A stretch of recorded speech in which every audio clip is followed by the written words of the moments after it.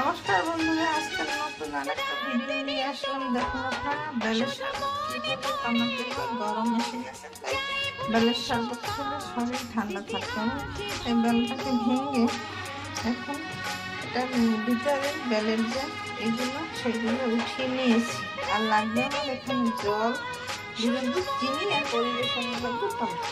এখন এটাকে এইভাবে মেখে তারপর আঠি গুলো বের করে ফেলতে হবে। তারপর জল দেব, জল দিয়ে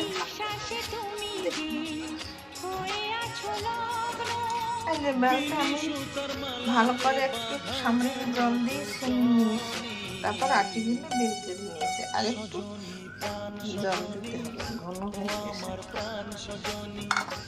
এখন চিনি আর এই গুঁড়ো দুধটা দিয়ে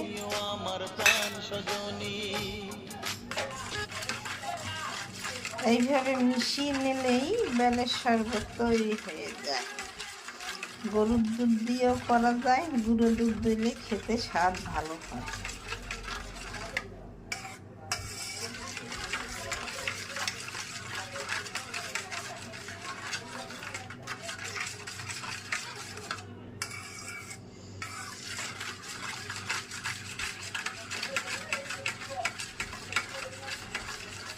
মিশানো আমার হয়ে গেছে। এখন একটা পাত্রে ঢেলে নেব। এই যে দেখুন, আমার বেলের শরবত বানানো তৈরি হয়ে গেছে। দেখুন, দেখতে কত সুন্দর হয়েছে, খেতেও খুব দুর্দান্ত স্বাদ হবে। আমি একটু চামচ দিয়ে উঠিয়ে খেয়ে দেখি কেমন স্বাদ হয়েছে।